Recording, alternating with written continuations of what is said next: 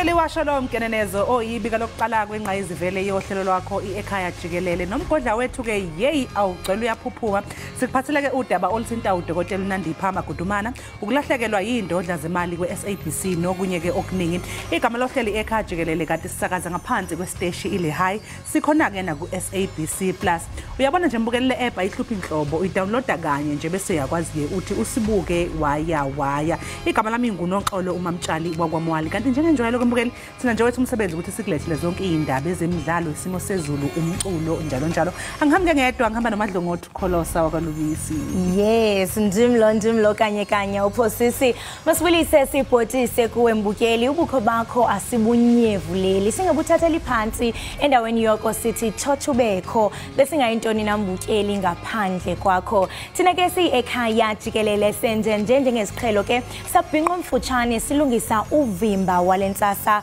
koko ke mbukeli onokuthi ukulindele kuquka lamanqaku ukongezwa kwamanye amatyala ngakuthabo besta ubungqino obutsha kwityala likameyiwa nokuzalithiwa thaca phambi kwenkundla ephakamileyo ePitoli uphando ke uthi kwanele makubekwe phansi izikhali kwimbambano ye-Middle East zikhona ke nezemidlalo isimo sezulu ndibala ntoni na awukwazi kaloku mbukeli into bana uphoswe qiniseka uhlala nathi apha Ekhaya Jikelele nathi ke siza kuhlala nawe ndimlo ke uKholosa kaLubisi umadlongothi umazipha masisitshaye iziqhuma sijonge eziphala phambili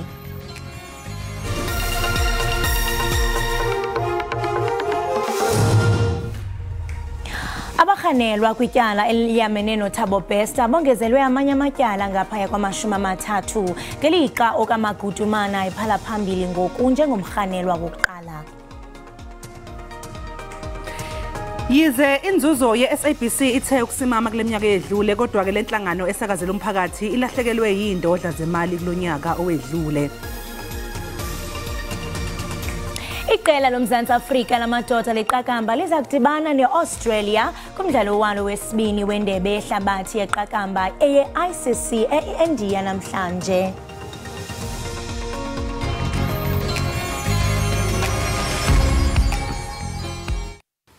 Sawubona mbukeli omuhle noma ngabe kunezindlu zodaka kusekhaya lapho lalela Ekhaya Jikelele ikhaya lemfudumalo siyakwemukela ngeyifudumela izandla bize ex yakho induna umthatho ongakini ikhansela nenkosi ungababiza besondele bengaphuthelwa umsomluko kuya kulesihlanu ubatshele bezobukela indaba eyinohlonze zithulwa abasakazi abanohlonze ezemidlalo ezokungcebeleka nesimo sezulu asambeke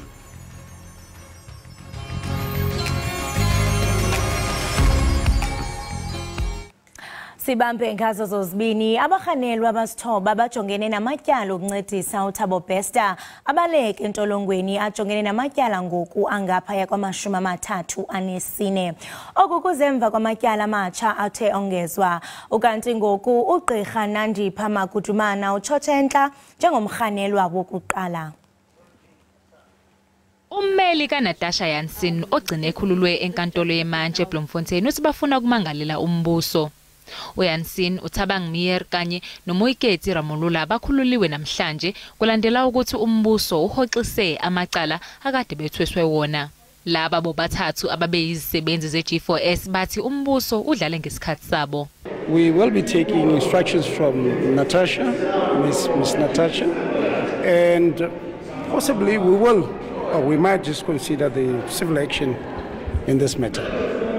Udokotela uMagudumana akavelanga enkantolo kanye nabanye abasolwa. Ummeli wakhe uthubikile izolo ukuthi akaphilile kodwa waphoqwa ukuba aye enkantolo yaseBloemfontein. Kubikwe nokuthi uMagudumana uqulekile esitokisini eScape Park Road. Not just taken to court by force. I've not yet received instructions as to the amount of force that was exerted and the conditions that prevailed as she was moved from the correctional center to court. I'm yet to receive instructions.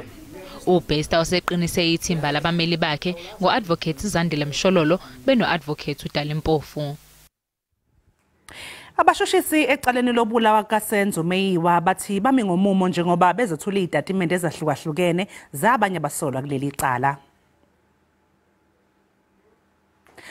Ukukhonjwa kwendawo yesigameko sobugebengu kwenzeka ngenkathi abasolwa bethathwa beyiswe endaweni yesigameko ukuze becacise ngokwenzeka. Kanti ke mayelana nommangalelwa wesithathu kanye nowesihlanu, umbuso uthi unezitatimende ezesexwayiso.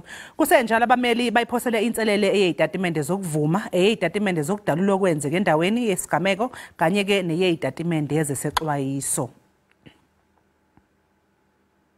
Siyaqhubeka nokushuba isimo eGaza emva kokuthi ke izolo bekuwusuku lwesihlanu uqubuke impi phakathi kwezwe lakwa-Israel kanye lasePalestina.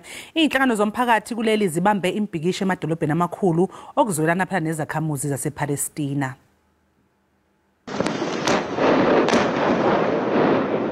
Kube ulunye futhi usuku olugcwele ukwesaba njengoba iqhubeka impi phakathi kwezwe laka-Israel kanye nePalestina.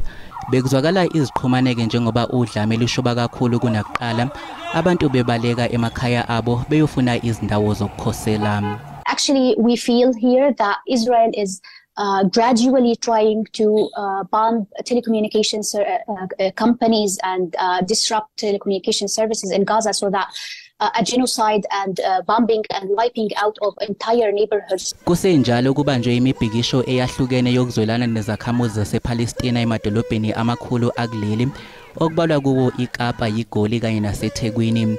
Lezi zakhamuzi zinxusa uhulumeni wakuleli ukuthi angenelele. It is an apartheid regime.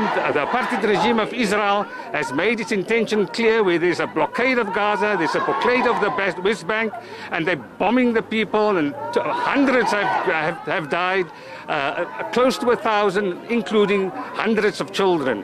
We need to use the multilateral organizations, we need to use the UN, we need to have the Special Committee Against Apartheid in the way it existed during our struggle against apartheid in this country. We need a protection force. The South African government must stop those South African citizens from joining the Israeli occupation forces.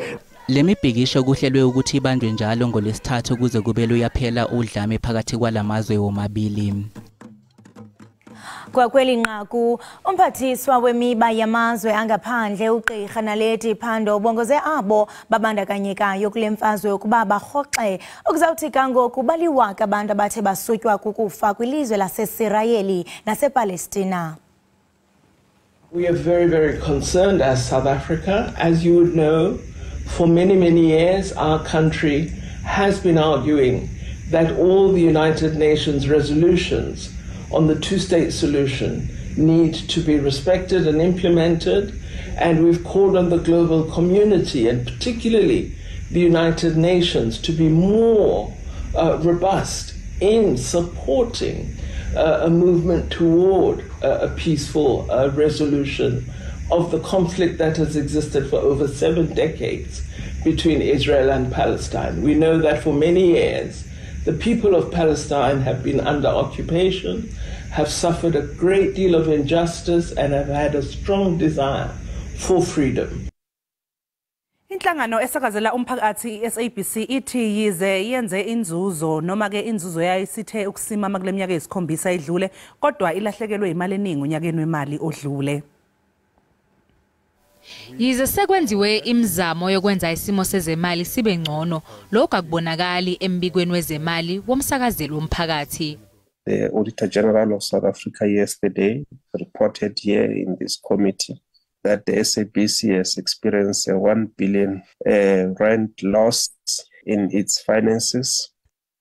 Ungakhokhelwa kwamalayisense ethelevishini kuyaqhubeka nokukhathaza njengoba izinga labantu ababalekela ukwakhokhela lingaphezulu kwamaphesenti angama-80. SABC does not only invest in buying and acquiring and commissioning content, it also invests in terms of infrastructure in ensuring that the TV that each and every person watches has a signal, and that signal comes at a cost in itself. So the issue of the license fee, whilst it's a nominal fee, it goes over and beyond what people may think the SABC is currently able to do. Amalungu ePhalamende atshelwe ukuthi ngesikhathi kusalindwe umthethosivivinyo mayelana nokuxhasa ye-SABC kudingeka amasu okuguqula isimo sezemali somsakazeli womphakathi.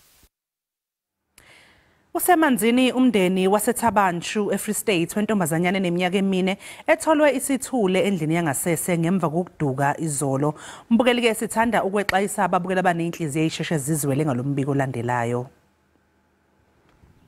Usemanzini umndeni kaAmohelang Finger lo mndeni awuzange ukuthi iqhubutho ngemva kokuthi ingane enyamalalile njengoba umphakathi ube usuyithu ngathi ubusuku bonke nje isidumbu sayo sigcine sitholwe ebhaketeni. Umphakathi ushaqekile kulandela lesi sigameko. My daughter was a bubbly spirit. My daughter was a fun baby. My daughter unanale a free spirit. My daughter loved people. My daughter loved playing. My daughter loved everything involved around play. Lesi isimo esinzima emndenini kanti ngokunjalo nakulabo abakhelene nawo lo mndeni. It was very bad. The child was just sleeping there on that bucket. They threw her on that bucket. She was just laying there with the food outside. The mother just picked her baby out of the bucket and put the baby down on the floor. Kuzolindwa ukuthi kuhlolwe isidumbu uqala ngaphambi kokuba kucacise ukuthi hlobo luni lo phenya amaphoyisa azolenza. We are pleading for them not to take the law into their hands because that on its own is a criminal offense. So we are asking them to give us space so we can investigate the matter. Mbangela yokudlula kwalengane emhlabeni ayikaziwo kwamanje kodwa kusolakala ukuthi idliswe ushevu.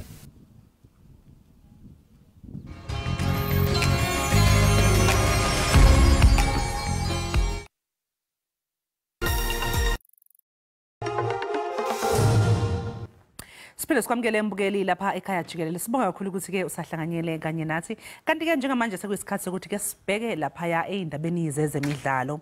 Iqembu laseNingizimu Afrika lekhilikithi labesilisa lizobhekana nezimbangezali Australia emlenzeni wesibili wendebe yomhlaba yekhilikithi ye-ICC eIndia. Lona ke ngumdlalo obaluleke kuwona omabili lamazwe ngezizathu ezahlukahlukene ke mbukeli. Ama-Proteas afuna phela ukunqoba ihlandla lesibili emidlalweni elandelanayo ukuze andise amathuba wayo wokungena emzuliswaneni womkhumula jezi walomqhudelwano. Ngakho lunye uhlangothi ama-Aussies wona ngeke avume phela ukuhlulwa nje ihlandla lesibili ngemva kokudlulela kwe-India emidlalweni wawo wokuvula lo mqhudelwano. INingizimu Afrika izoba nokusithemba emidlalweni wayo wesibili wendebe yomhlaba emva kokuqala kahle lo mqhudelwano. INingizimu Afrika engena kulomdlalo kubhekwe yona ukuthi inqobe emva kokubhetha kahle emidlalweni wayo wokuqala. It's certainly not about me but about, you know, as you mentioned there, the grit and determination that the guys showed.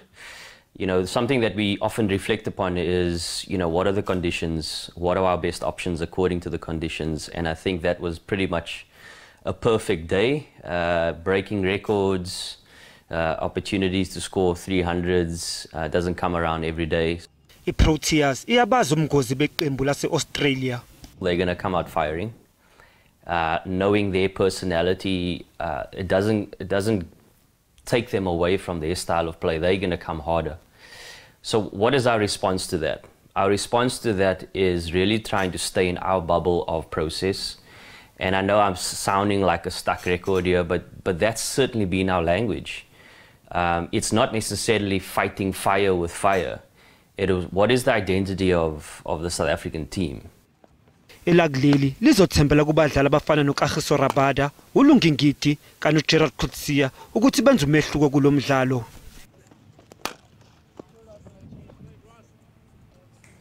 Umqeqeshi weqela lamanina lamabhokobhoko uLouis Kuna kawuvali umlomo yimincili yeqela lakhe elizoba inxalenye yetumente yokuqala ezimbalini yebhola yombhoxo nelikulindeleke ukuba iqale ngenjiqukuqa yangomso. UMzantsi Afrika ke uzawukwamkela amaqela amathandathu eKapa naseStellenbosch xa ke beza kudlala imidlalo kwiimpelaveki ezintathu ezizayo. Amanina ke ombhokobhoko aza kusungula iphulo labo kakwiqela laseScotland kwidolophu yaseStellenbosch ngolwesihlanu. Again, just hugely excited about the opportunity to be part of this wonderful tournament and wonderful initiative. So the girls, I think the main thing now is for the girls to freshen up and recharge the batteries. We'll take the foot off the pedal next week in terms of physical preparation, and now it's all about being mentally ready and doing our analysis work on Scotland, and then Friday, taking part in this first inaugural WXV tournament at home. Asijonga ke kumdlalo wentenetya abaququzeleli beAustralian Open baqinisekisile ukuba intshatsheli evunywe kwisihlandlo esingama-22 uRafael Nadal uzakudlala kwitumente yonyaka ozayo eMelbourne. Lo mbono sihlanjiwe ke bengekho kwimidlalo yangaphambili kususela unyaka uqalile ngenxa yokonzakala kwesinqa. Xeshikweni ke intshatsheli yaseMelika uBen Shelton ebambise ongezantsi intshatsheli yaseTaliyane Sina kumjikelo wesine weShanghai Masters eChina. You always get your hopes up because you want people like Rafa to be here, and he particularly is someone who loves Australia, loves playing, is very well liked by everyone, liked by all the staff and that too. So pretty excited to see him hitting and feeling really good about it. And obviously there's still a bit of time between now and January, but if he stays healthy, that's important. But so far the early signs have been really good. Intombazane eneminyaka eyi-17 ubudala yasemjondolo indokwenza eGqeberha manje isiphila impilo engcono kakhulu eSpain. Usinazo Ntshotha umdlali webhola onekhono odlalela iqembu leCity Lads Ladies usethola umfundaze webhola eSpain. Ngesonto ledlule uNtshotha ulibangise khona le eSpain wabonwa phela ngabahloli bethalente beLa Liga okuyiligi ke ekhokhelwayo yaseSpain. Uzolani Moya uyenaba.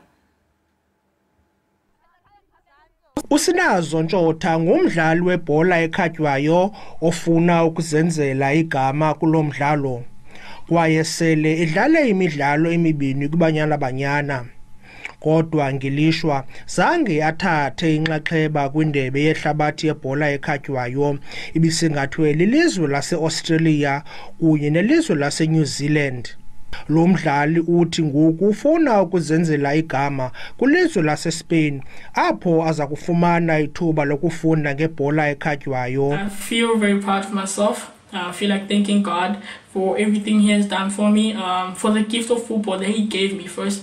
Injongo zethu ke thina sile liqela leCity Lads likuqinisekisa ukubana phuhlisa abantwana abazawukhula bangakhuli nje baphelele apha eMzantsi Afrika. Nomzalo wakhe umqhwabele izandla. Ndiyavuya kakhulu but ndandilindele uba izawuenda pha izofikelela kule nto because usinazoqala nje emncinci wakhaba ibhola wakhaba abantu bazofikelela kule nto uzisebenzele yena ngokwakhe.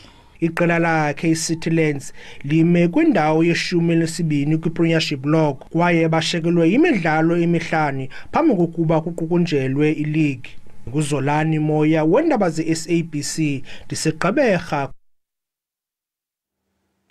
Mbukeli masithi qhwi isiphathela amatyala wena ungaqushuqushalaze ubukele Ekhaya Jikelele siyabuya ungayindawo.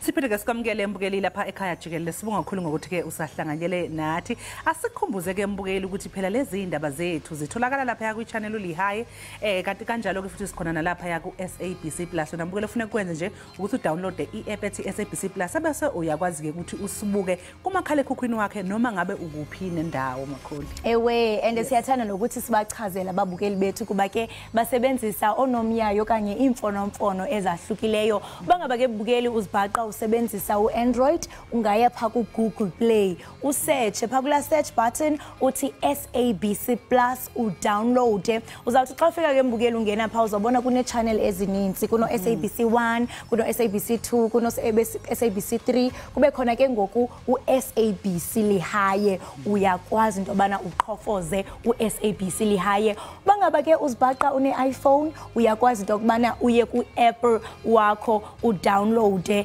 inkqubo yakho oyithandayo uSABC Plus kwaye ke uyakwazi nokuketch up wena nokusiya yayiqonda lonto le.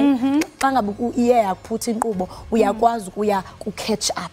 Yes. Ujonge okusele kwenzekile. Kanti futhi nakhona ku YouTube futhi uyakwazi ukuthi ke mangabe seyiphelile indaba uye lapha ku YouTube usearch uthi Ekhaya Jikelele noma uye lapha epage nelithi SABC izindaba ngaphansi kwakhona kuzobe usubona ke kuzobe kufakiwe lapha indaba amahora amathathu onke bayawafaka konke khona lapha ku YouTube. Kwaye awubhatali no subscription mbukeli nje zithengela idatha yakho ukwazi uzifumanela inkqubo yakho oyithanda kunene. Hayi ke akasekho umbukelo sengathi ke une excuse ukuthi wayangabuki Ekhaya Jikelele ngoba usuyithola nje kalula uthi nje tofo wangena injalo kanye. Akaba nje ke mbukeli ake sithi nje ke sibheke phambili ngeindaba zethu esiniphathele zona. UNeyohang noLeon Jele basenaledi izolo babekwe endlini yabo yokugcina emva kokwedlula emhlabeni ngeintsolo zokuthi bathenga amakhekhe asedlulelwe isikhathi esitolo sabo kufika kwabeke sekuba ukushona kwabo. Umndeni kanye nezihlobo bebezothi ke ndlela nhle yize namanje bengakakholi ukuthi ngempela abasekho emhlabeni. Umndeni izihlobo abangani kanye nomphakathi wasenaledi bahlanganyele ndawonye ukuvalelisa ukugcina izingane ezimbili ezidlule emhlabeni ngezinsolo zokudla amakhekhe adlulelwe isikhathi ukukholakala ukuthi zaziwathenga esitolo sabo kufika. UNeyohang kanye noLeon Jele bebeneminyaka eyisithupha bobabili befunda ibanga R khona lapha elokishini lasenaledi Soweto. Umphakathi namanje usashaqekile yilesigameko. Uthi namanje nginemibuzo ukuthi umshana wami oshone kanjani, indlela ashiye ngayo ayikholakali kodwa uma kuyintando kaNkulunkulu balale ngoxolo siyohlezi sibakhumbula. Uthi ubonga kakhulu kubo bonke abafake isandla balekelela ukuthi abathandiweyo babo bafihlwe ngesizotha. Ikhansela lendawo lithinte ngasohlangothini lokuthi kufanele izingane zinganikezwa imali ngaso sonke isikhathi. One of the responsibilities that we have ukuthi abantwana bethu should not have access to money as and when they want to have money.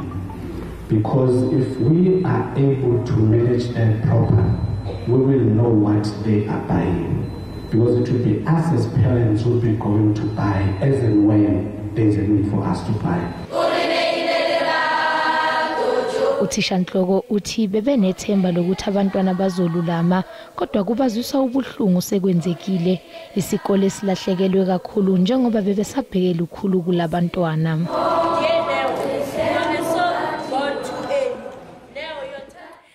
Babuyela esikoleni abafundi base Hendrik Ganise Combined School eAlistele Eastern Cape. Lesi sikole phela mbukeli kusola ukuthi asikukhuthazi ukufundisa nokufunda kanti nezakhiwo zakulesi sikole azikho esimweni esihle selokhu sakhiwa ngonyaka ka1969 noma kunjalo ke abafundi abafunda lapha bangaphezulu kwamakhulu amahlanu. Ubomi babafundi busemngciphekweni. Amadonga amagumbi okufunda ayadilika. Ibhodi elawula isikolo icela isebe lezemfundo lingenelele. Abantwana ngebreak nje babubonele nawo umsasazi bejikeleza apha. Kufuneka bahle nje bajongiwe pha bangayi phayana because ezaphilers phayana ziyashukuma. Abanye babazali babefunde kwesisikolo bakhathazekile impilo yabantwana babo. I-tiles zakhona ngeza zaqala zakudala even i-roof le niya imdaka ayikho right because asbestos asasebenzi mosingoku but abantwana bakwazi usela amanzi even if kunethile itanki zikhona awakwazi usebenziseka lamanzi. Ukuqala kwi-safety apha ecingweni uzojoka i-building uzotsho emanzini uwesike i-building ne-toilet ezi zingumgoqo isenokuwa ke yona i-building le ine-cracks. Ikurha Development Corporation yaqeshwa njengearhente yokuphumeza ukwakhiwa kwesisikolo ngo-2015 kodwa eliphulo kunye namanye amaninzi ayamiswa ngo-2017. I-implementing agent sayinika ngo-2015 uba mayihambe iyokwenza umsebenzi wayo consultancy phaya. Okwesibini umcimbi wakho isikolo uqala ngento yobana ngaba allocate i-budget kwaappointe i-consultant kwenza i-design.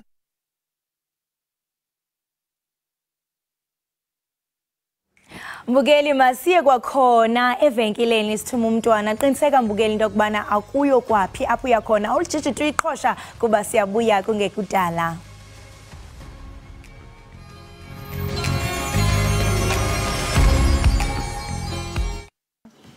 Siphinde sikamukele embukeli lapha ekhaya Jikelele. Sibonge kakhulu ukuthi ke usahlanganyele kanye nathi. Kanti ke mangabe siqhubekela phambili nezindaba esikuphathele zona mbukeli.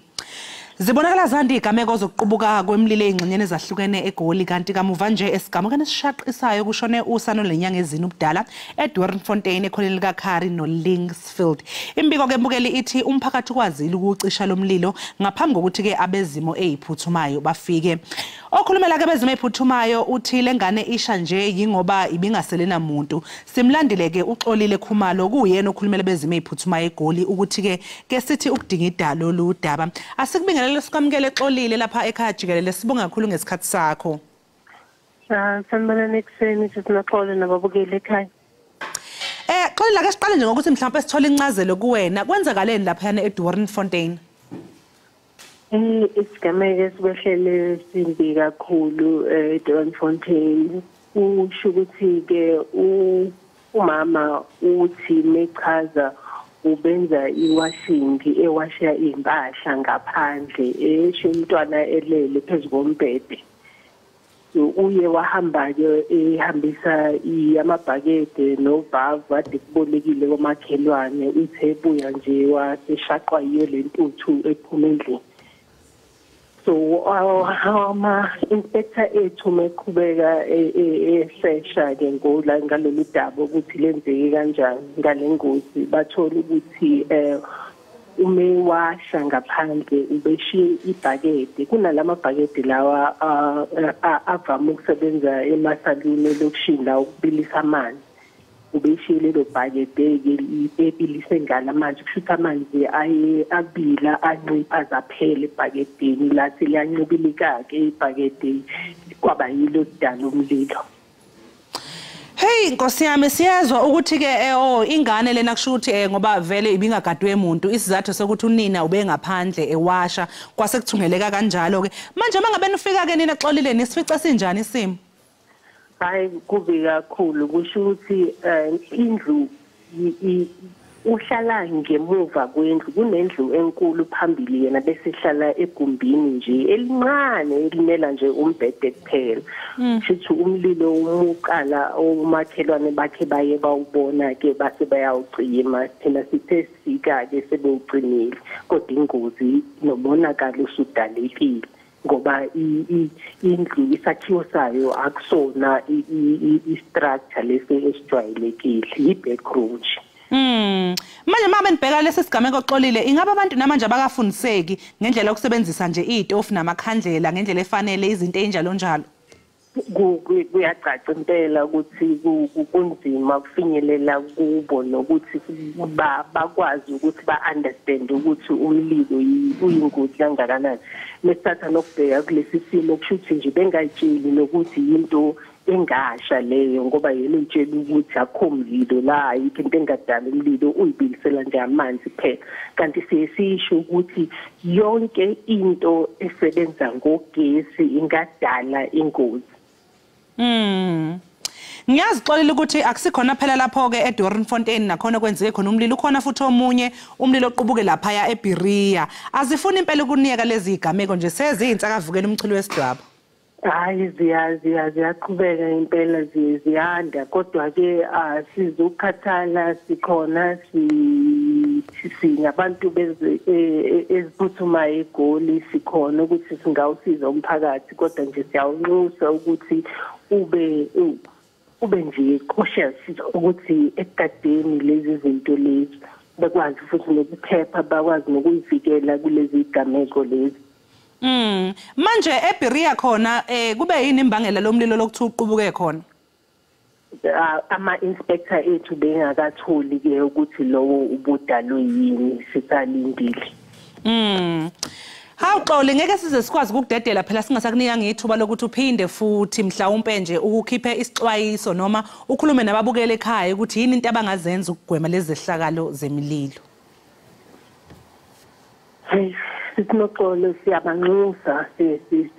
siyabanxusa impela ukuthi ngisho ngabe isimo sakho sibonakala ungathi angeke sibhebhetheke siye phambili njengalo sisi nje osehlelwe yile nkinga ungashiyi umntwana eyedwa endlini noma ngabe isiphi isikhathi ngisho kuthiwa uphuthuma la eceleni cela umuntu ozosala naye amgade ngoba lesi simo masesekhile sesikwehlele akwazi ukuthi usibuyisele emuva.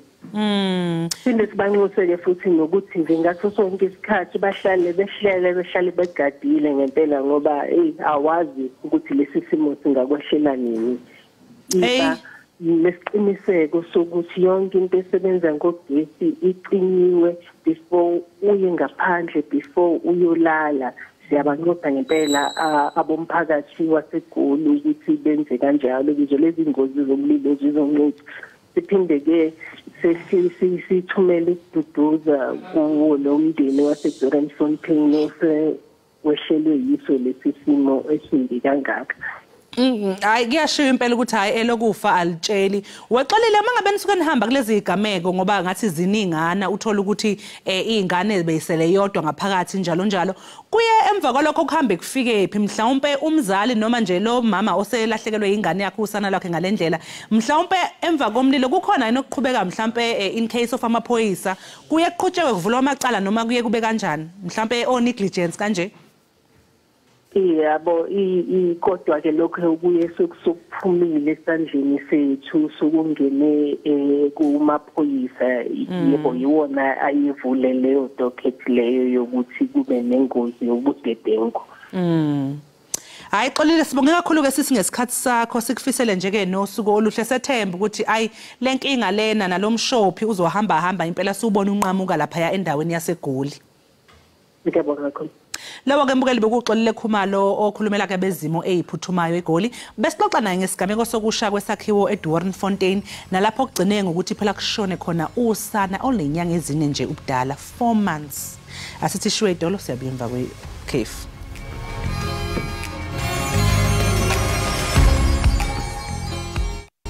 Mbukeli isiphinde sikwamukele lapha ekhaya Jikelele siyajabula ukuthi namanje usahlezi kanye nathi.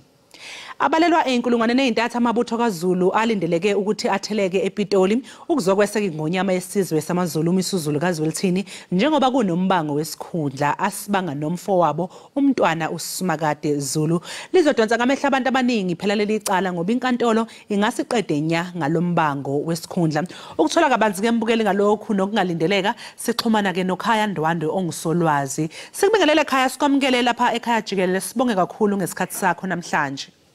Yebo ngiyakubingelela lapha e-studio ngibingelele nababukeli bakhe emakhaya. Ndwandwe nakho kuthiwa impela kulindeleke amabutho kaZulu ukuthi ke atheleke lapha ePitoli ecaleni. Mhlawumbe ke siqale nje sibele emva ke sikhumbuze umbukeli mhlawumbe osokhohliwe noma ongazi ukuthi umbango lo ubayelana nani kuke kwenzeka yini ke emlandweni ukuthi kwaZulu kuqhiqiziswane ezinkantolo. Umbuzo oqala nje dadewethu umbango mayelana nesihlalo lesesikhona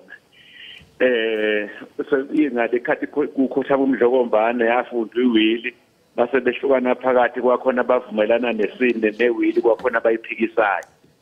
Ukuphendula kumbuzo wesibili ukuthi kwake kwenzekani yebo dadewethu kwake kwenzeka kubaba kaMdlokombane ngobuzwa nje ibongweni zikaMdlokombane ekuthiwa uncwadi zapha umqulu kaMathathele wathi kufaku kubelwe umntwana owayebambile umntwana ubhovoga blamaketango uma kufanele abeke ubaba kaMdlokombane wabeka umfo wabo wamemezela isidlangala leni kwasuka uthuli lapho icala ke lathethwa laze la ufike enkantolo ke kwanongoma ke kwakusahajwe inkantolo ke kakhulu amacala engakahambi ngalolu hlobo uma kufikwa ke lapha nenkantolo kwanongoma ke sekuthiwa ke ibuphi ubufakazi onabo ukuthi imupho fanele aphathe ukaMathathela ke okwasibiya kuthiwa waqhaqha isidwaba wakhipha incwadi ayifake lapha emqulwini ngokuyizwa nje inyosi ethi uncwadi zaphuma emqulwini kokaMathathela kuze kuzoba khona lo muzo kwakhetha omthandayo njena usuka kulowo mbango lowo uthi uma ngabe babafanele nikeze isikhundla ebengibambele kuso ukhetha umuntu amthandayo wagcina esukileke emahashini wakwakha lapha wanongoma lapho uMdlokombane agcine ephumela khona kwakhetha umthandayo akusiyo ke into enhle lena kodwa ke ngenxa yokukhula ke kwezinga letuthuko emphakathini bekuphelela khona lapha kwi-district njengamanje sesikubona kuhamba ke kuze kuyofika koma Supreme Court ngoba sikubona nje kwenzeka dadewethu. Manje manje Ndwandwe awukusitshele ukuthi ke lesi sinqumo senkantolo singaba namthelela muni ke nje esizweni samaZulu? Sikuyongaba i-disaster ngoba lokho vele kuyosho ukuthi khona ngoba uma uthi uyabheka isile sesihlalweni sinabalandeli abaningi. Uyabona vele abantu bahamba naso osibangesayo ababaningi abalandeli bakhe.